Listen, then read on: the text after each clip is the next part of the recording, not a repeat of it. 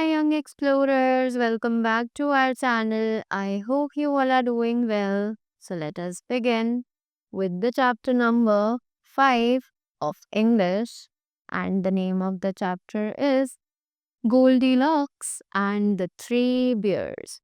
Right? So let's begin with the chapter and see what they are telling us. Once upon a time, there were three bears who lived in a little house in a forest. कि एक समय की बात है जब तीन bears थे जो कि एक छोटे से घर में रहा करते थे एक जंगल में. There was a big father bear with a great voice. वहाँ पर एक बहुत ही बड़ा सा फादर बेयर था जिसकी बहुत ही अच्छी आवाज थी. Right? A middle-sized mother bear with a middle voice.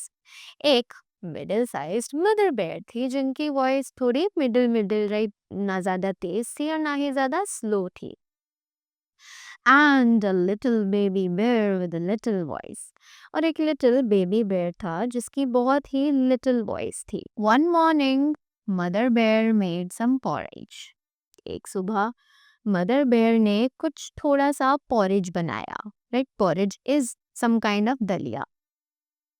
She said that she said this porridge is too hot to eat. और उसने बोला कि ये porridge बहुत ज़्यादा गर्म है खाने के लिए.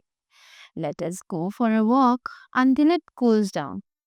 जल्दी से एक walk पर चलते हैं जब तक ये ठंडा होता है. So the three bears went for a walk. और उसी समय जो तीनों bears थे वो एक walk के लिए चले गए. While they were away, a little girl named Goldilocks came that way. जब वो लोग वहां से चले गए तो एक छोटी सी बच्ची जिसका नाम था गोल्डीलॉक्स वो वहां पर आ गई. She saw the little house and knocked at the door. उसने वो छोटा सा हाउस देखा और उसने उसका गेट खटखटाया. Since nobody answered, she entered. क्योंकि किसी ने जवाब नहीं दिया तो वो सीधा अंदर चली गई. There was a table laid for free. वहां पर एक टेबल थी जहां पर 3 जनों की जगह थी. There were 3 bowls of porridge. वहां पर 3 bowls थे porridge के. She tasted the porridge in the big bowl. उसने तीनों porridge को taste किया big bowl में. Oh, this porridge is very hot. और उसने feel किया कि ये जो porridge है ये बहुत ही ज़्यादा गर्म है. Then she tasted the porridge in the middle-sized bowl and said that it is very cold. और उसके बाद उसने मिडिल साइज वाले बोल को उठाया और उसमें से टेस्ट किया और उसमें देखा कि जो पोरेज है वो बहुत ज़्यादा ठंडा था. After that she tested the tiny bowl of porridge.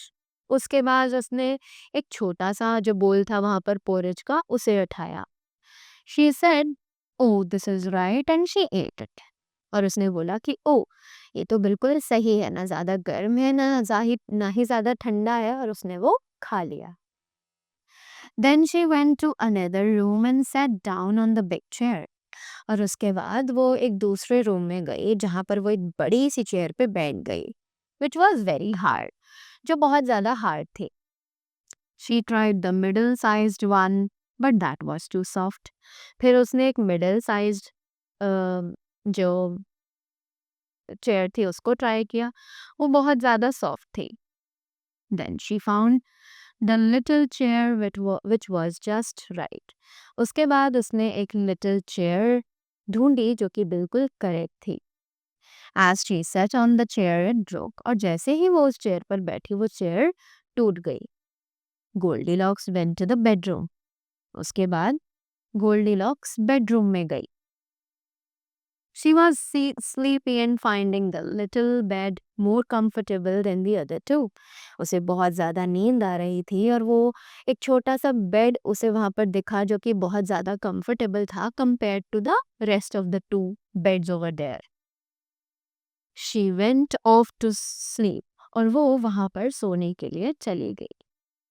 By this time, the 3 bears came back home thinking that the porridge would have cooled.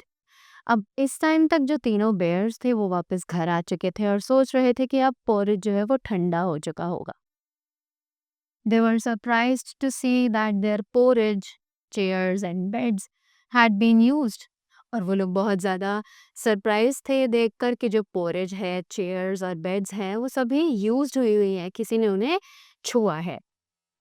The little bear cried out when he found that his porridge had been eaten.